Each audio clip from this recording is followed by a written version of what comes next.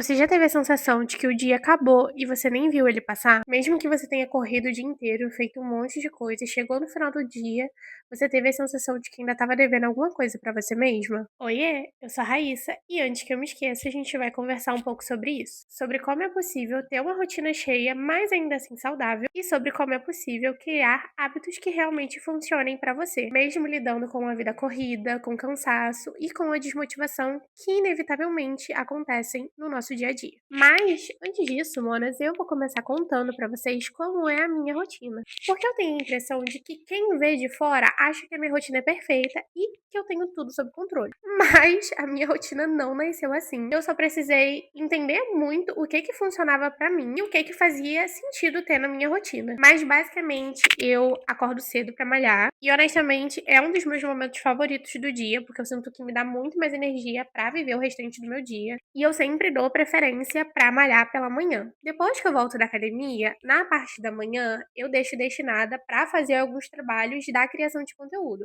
Então, sempre que eu tenho que gravar, que editar alguma coisa, que fazer roteiro, pensar em alguma coisa, eu sempre faço pela manhã quando eu volto da academia. E na parte da manhã eu também uso pra, sei lá, deixar minha casa em ordem, fazer algumas coisas domésticas, pra minha casa não se tornar um lixão. Depois que eu faço os meus afazeres domésticos, eu me arrumo para ir trabalhar. Eu sou estagiária em uma escola e depois do estágio eu vou direto para a faculdade. Eu saio mais ou menos umas 5h30 e aí eu fico na faculdade até umas 9 horas, 9h20, depende da aula e do professor. E essas são as coisas que eu tenho fixas todos os dias. Mas, paralelo a isso, eu também tenho algumas coisas que acontecem uma ou duas vezes na semana. Então, eu também encaixo terapia, eu encaixo aula de inglês, encaixo aula de natação. E, amigas, antes de eu conseguir estruturar toda a minha rotina, eu tinha pavor à rotina. Eu achava na minha cabeça que ter uma rotina estruturada e viver presa nesses hábitos da minha rotina eram o oposto de liberdade. E eu pensei assim até conseguir criar a minha própria rotina. E hoje em dia eu simplesmente não vivo sem ela. Sem a minha rotina, eu não faço nada. Eu procrastino o dia inteiro, eu passo o dia inteiro vendo vídeo no TikTok. E aí acaba o meu dia, chega a noite, eu fico me perguntando, caraca, o que eu fiz hoje o dia inteiro? Só que assim, amigas, é claro que às vezes tudo bem quebrar rotina. Eu mesmo adoro fazer isso na quarta-feira, que vocês sabem que é o dia que eu salvo a minha semana. Só que o ponto que eu tô falando é que por muito tempo eu achei que ter uma rotina era sinônimo de rigidez. Só que hoje em dia eu penso completamente o contrário disso. Hoje em dia, a minha rotina é o que me dá liberdade, só que eu tenho um segredo, porque eu só faço o que eu realmente gosto. E, amigas, eu não insisto em coisas que me drenam e que tiram a minha paz. A não ser que sejam essas coisas de adulto que a gente é obrigada a fazer, tipo marcar consulta, ir a um médico, fazer terapia, pagar conta, enfim. Mas fora isso, se um hábito não faz sentido de ter na minha rotina, ele morre em 2 dias. Mas antes de eu pensar dessa forma, eu insistia em fazer coisas que eu achava que eu precisava fazer. Eu queria enfiar um monte de coisa na minha rotina que não me faziam feliz de jeito nenhum. Depois de muito esforço e de entender como o nosso cérebro funciona, eu aboli coisas que não me fazem feliz da minha rotina. Porque, amigas, o nosso cérebro, na verdade, é programado para economizar energia. Então, se a gente começa a fazer um monte de coisas de uma vez só, e principalmente coisas que a gente não gosta, tipo acordar cedo, malhar, começar a ler um livro, o cérebro simplesmente entra em um modo de sabotagem. E isso acontece porque ele entende isso como uma ameaça. E o que acontece? Ele faz de tudo para que você desista disso e te traga novamente para um lugar que você tem conforto, que é um lugar que ele conhece. Só que aí, minhas amigas, o truque está em enganar ele com micro hábitos. E aí que tá o pulo do gato, porque a gente acha que para começar a ter um hábito novo, a gente tem que mudar drasticamente, começar a fazer tudo de uma vez, só que não é bem assim que funciona. O principal segredo, para mim, pelo menos, é começar pequeno. Ao invés de fazer uma meta gigante, como por exemplo ir para academia todos os dias da semana e malhar por 2 horas por dia, você pode começar por uma coisa menor. Por exemplo, malhar 2 vezes na semana por 30 minutos. Porque para criar um micro hábito, o objetivo principal e primordial é a consistência e não a performance. E minhas amigas, quando a gente consegue cumprir uma meta pequena, o que acontece? O nosso cérebro libera o hormônio da recompensa e da motivação, que é a dopamina. E aí, sabe quando você começa a fazer uma coisa que você não queria muito muito fazer e quando você termina, você fica com aquela sensação de "eu consegui"? É exatamente esse hormônio e essa sensação que te motivam a continuar fazendo essa coisa. E aí você começa a pensar: hoje eu consegui fazer 10 minutos, talvez eu consiga fazer mais 5, mais 10, mais 15". E é exatamente assim que conseguimos criar um hábito sólido sem o desespero da cobrança de que a gente precisa mudar tudo de uma vez só. E amigas, isso vale para qualquer coisa. Você quer começar a ter o hábito de leitura, por exemplo? Começa a ler 5 páginas por dia. Você quer mudar a sua alimentação? Em vez de você mudar drasticamente, você pode incluir mais uma fruta no seu café da manhã, por exemplo. O que mudou para mim, para eu conseguir criar hábitos e conseguir compreender como fazer isso funcionar, foi entender que o nosso cérebro, ele continua a fazer coisas e te dá motivação para isso quando você faz coisas por prazer e por repetição. Isso nunca vai acontecer se, por exemplo, você tiver um sentimento de culpa. Então, Monildas, o segredo para ter uma rotina que dure é começar pequenininho, que é a soma desses micro hábitos que vão construir uma rotina constante. Só que agora a gente entra em um assunto meio delicado, porque apesar de você fazer tudo isso, ter uma vida que leva a micro hábitos e ter uma rotina super estruturada, tem dias que simplesmente não dá. E aí, amigas, tem dias que a gente só quer deitar. Nosso corpo, ele só quer descansar.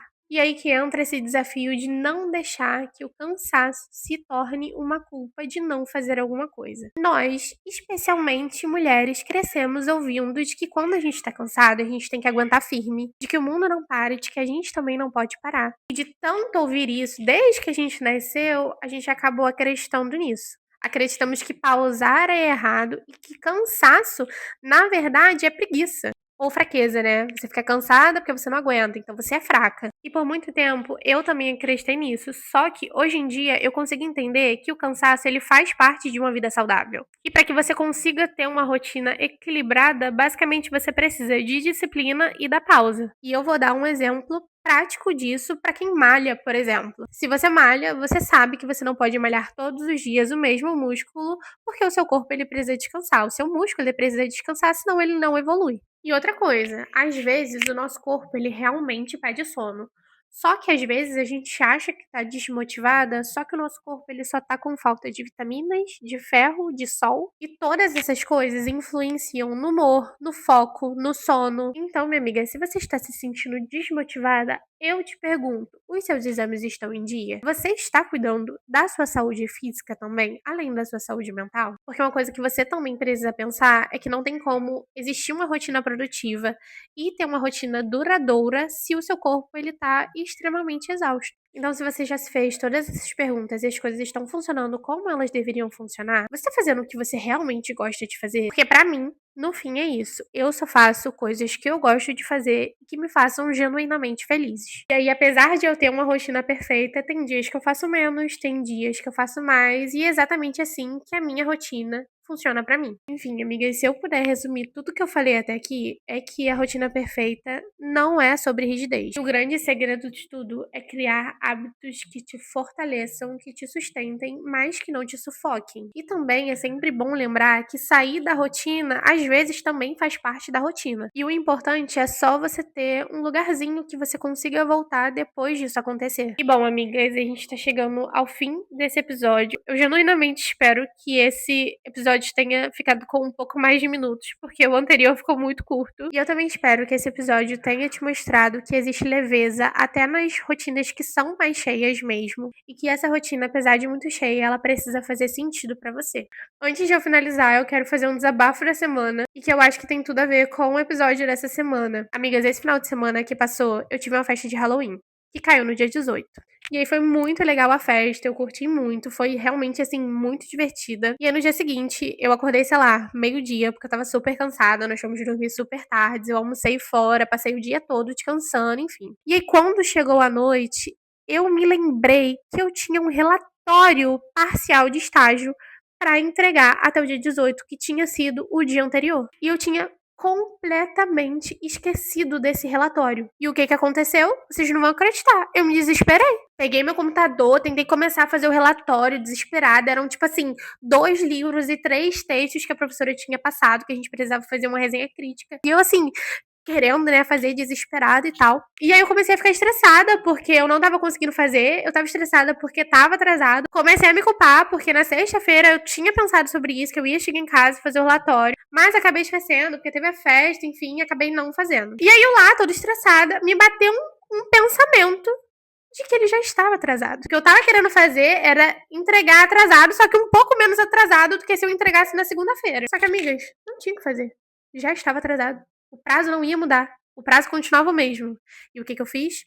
Fechei o meu computador e deixei pra fazer na segunda-feira. Então, ontem eu acordei, botei minha roupa da academia, tomei meu café, fui malhar, voltei pra casa e abri meu computador pra fazer o meu relatório em paz. Cheguei, comecei a digitar, fiz um ótimo relatório, salvei o arquivo, entrei no portal da faculdade pra tentar anexar lá, ver se dava pra anexar, porque já tinha passado o prazo.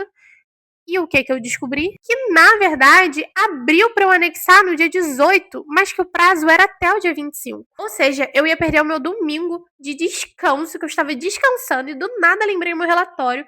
Fiquei estressada, desesperada, me martirizando o tempo inteiro, porque eu tinha esquecido do bendito relatório, pra, na verdade, ele nem estar atrasado. Enfim, amigas, eu só sei que depois que eu vi o prazo, eu fiquei nas nuvens sobre o prazo final, porque eu não sou uma pessoa que eu faço as coisas adiantadas, só que só de pensar que no dia 25, que é o último dia do relatório, eu já vou ter ele feito e anexado no sistema e não vou precisar ter essa preocupação, me deixou nas nuvens. Depois desse desespero e desse surto de achar que eu tinha atrasado, mas na verdade estava tudo no prazo, tudo deu certo no final. Bom, minhas amigas, obrigada por me ouvirem até aqui. Se você achou que essa conversa fez sentido pra você e que ela pode ser um empurrãozinho pra alguém que tá precisando, compartilha com algum amigo ou com alguma amiga. E se você ficou até aqui, comenta um emoji de yoga pra eu saber que você ficou me ouvindo até agora. Um beijo e até o próximo!